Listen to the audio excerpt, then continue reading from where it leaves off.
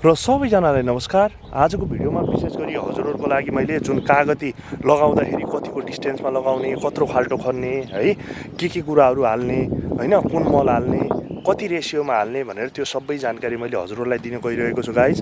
र हजुरहरू यो च्यानलमा पहिलोपटक हुनुहुन्छ भने प्लिज सब्सक्राइब गरिदिनु होला। अब चाहिँ मैले फुल इन्फर्मेसन हजुरहरूलाई दिँदैछु यहाँनिर, कस्तो के भनेर सबै डिटेल हजुरहरूलाई दिँदैछु है त। र यहाँनिर हामीले चाहिँ खाल्टो खनेका छौँ। पहिल्यै सुरु खाल्टो खनिसकेका थियौँ 1 फुट चौडाइ, अनि त्यसै गरी गहिराई चाहिँ करिब 2 फुट गरेर यसमा पहिल्यै सुरु हामीले गोबर भरिसकेका थियौँ। तपाईँहरूलाई देखाउँछु। र यो खाल्टोदेखि यो खाल्टोसम्मको डिस्टेन्स भनेको करिब हजुरको 6 फुट हामीले चाहिँ डिस्टेन्स राखेका छौँ, 6 देखि 6.5 फुट जति। तपाईँहरूलाई मैले एउटा खाल्टो खनेरै देखाउँछु। यहाँनिर हेर्नु होला, यसभित्र हामीले पुरै गोबर हालेका छौँ। मैले देखाउँछु अब तपाईँहरूलाई। यसरी चाहिँ यहाँ 6 फुटको डिस्टेन्समा स्क्वायरमा यता पनि 6 फुट, अनि यो भागमा पनि 6 फुट र यो भागमा पनि 6 फुट गरेर यसरी 6 फुटको डिस्टेन्स खनेका छौँ। यहाँनिर हेर्नुहोस्, यहाँनिर मैले गोबरै देखाउँछु तपाईँहरूलाई। यहाँनिर करिब हामीले त्यही 20-25 किलो यति गोबर राखेका छौँ। यी हेर्नुहोस् है, हो यी काँचो गोबर देख्नुभयो? काँचो मतलब मलखातको गोबर छ नि। यी मलखातको गोबर चाहिँ हामीले यसमा हेर्न सक्नुहुन्छ, मजाले भोरेर चाहिँ यसमा पहिले सुरु राखेका छौँ। र यो मलखातको गोबरले मात्र हुँदैन भनेर हामीले चाहिँ योभन्दा माथिपट्टि ल हेर्नुहोस् त, बिरुवा ठ्याक्क पर्ने ठाउँमा यो जुन भर्मी कम्पोस्ट छ नि, भर्मी कम्पोस्ट ठ्याक्क यसको जरा चाहिँ यहीँ परोस् भनेर, यसरी यहाँ परोस् भनेर यसरी चाहिँ हामीले अब भर्मी कम्पोस्ट यसमा राखिसकेका छौँ। र यसमा अरू मिसाइराख्न चाहिँ पर्दैन है। यो चाहिँ हामीले यसरी चाहिँ यहाँ राखिसक्यौँ। यी बिरुवा ठ्याक्क हामीले यहाँ राख्छौँ। र यहाँनिर हजुरहरूलाई देखाइदिएको छु मैले यता यी ठ्याक्कै योदेखि त्योको डिस्टेन्स 6 फुट। र यो खाल्टोमा पहिल्यै सुरु हामीले खनेर चाहिँ हामीले करिब त्यही 2 बकेट भनेको, एउटा बकेटमा 15 किलो गएन, 15 दुना 30 केजी गोबर चाहिँ यसमा अलरेडी भित्रपट्टि हालिसकेका छौँ। र अब चाहिँ मैले लगाउने तरिका हजुरहरूलाई देखाउँदैछु।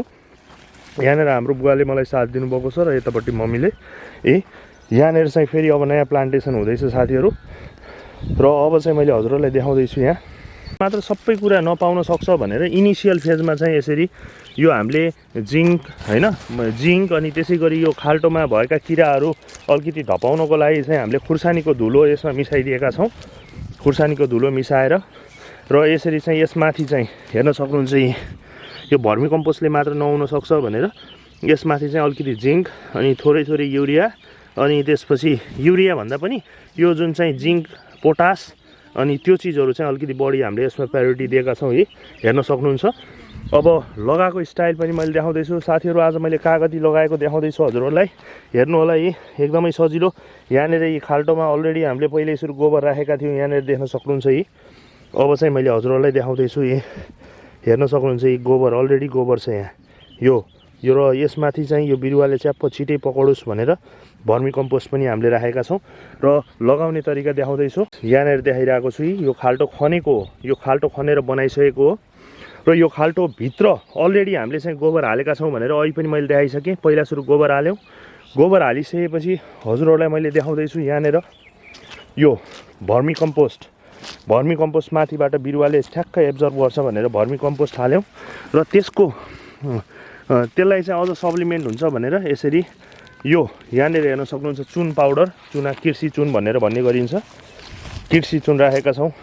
यसमा भएको जति पनि किराहरू यताउति जरामा नआओस् भनेर यसरी कृषि चुन पनि हामीले राख्दैछौँ। यहाँ हेर्न सक्नुहुन्छ, यो कृषि चुन हो सर। र अब चाहिँ बिरुवा लगाएको पनि मैले देखाउँदैछु हजुरहरूलाई। यो जराले पुरै खानालाई चाहिँ एकदम रेडी भएर बसेको छ। यसको जरा हेर्न सक्नुहुन्छ साथीहरू, एकदमै खोजेछ खानेकुरा। र यहाँ यसरी टपक्क राखिदियौँ। राखिसकेपछि यसरी चाहिँ हामीले यहाँनिर पुर्दियौँ र यसरी चाहिँ हामीले सार्ने गरिन्छ कागती। यो चाहिँ सुन कागती भनेर यी तलपट्टि फुलिसकेको छ, हेर्न सक्नुहुन्छ यहाँनिर। र यो चाहिँ अब रेडी भइसक्यो। अब अर्कोमा यहाँनिर हेर्नुहोस्, यहाँ पनि सेम मेथड हजुरहरूले हेर्न सक्नुहुन्छ। सरट डुबाउने र यहाँनिर हेर्न सक्नुहुन्छ।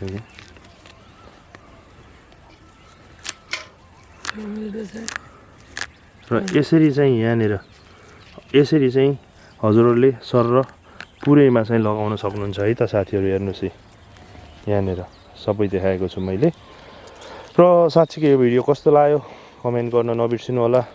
ट्याक्क यसको जराले चाहिँ यी ट्याक्क खोजेको छ खानेकुराहरू यी हेर्नुहोस्। र ट्याक्क कमलो खानेकुरा चाहिँ यहाँ दिएका छौँ हामीले यसलाई वरिपरिबाट होइन। यो झारहरू चाहिँ हामीले निकालिदिनु पर्ने हुन्छ है।